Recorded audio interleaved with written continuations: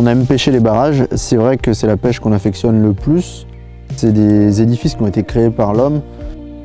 On se retrouve souvent sur des vallées inondées et un environnement qui devient au fil des années de plus en plus sauvage, voire bien plus sauvage que certains lacs de plaine.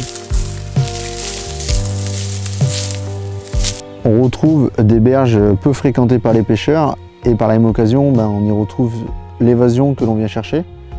On est en communion avec la nature, le plus souvent pour 2-3 jours, voire une semaine. Et c'est vrai que ça, c'est super plaisant, quoi. Alors bien sûr, ces environnements, ils sont rugueux, mais ils sont rugueux pour la pêche aussi. Ils sont très encombrés, très rocheux.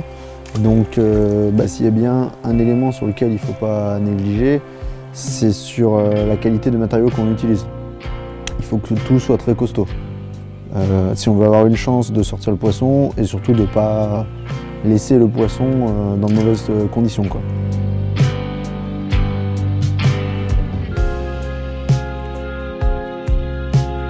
Bien sûr, l'utilisation de grosses têtes de ligne assez fortes, 60, 70 voire 80 centièmes, c'est vraiment un minimum. Même si ça paraît très gros, c'est le minimum pour pouvoir au moins avoir la chance de sortir le poisson. On pêche souvent des cassants, des éboulis rocheux, où le moindre frottement ou accroc dans la ligne peut mettre un terme au combat, quoi.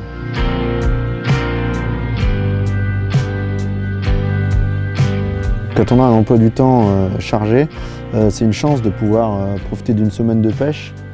Ce qui l'est encore plus, c'est de le faire avec les personnes qu'on apprécie. Pour ça, je vous donne rendez-vous dans le Carp Expédition 4, dans lequel vous pourrez suivre quelques aventures avec plusieurs amis sur les berges de quelques lacs de barrage français.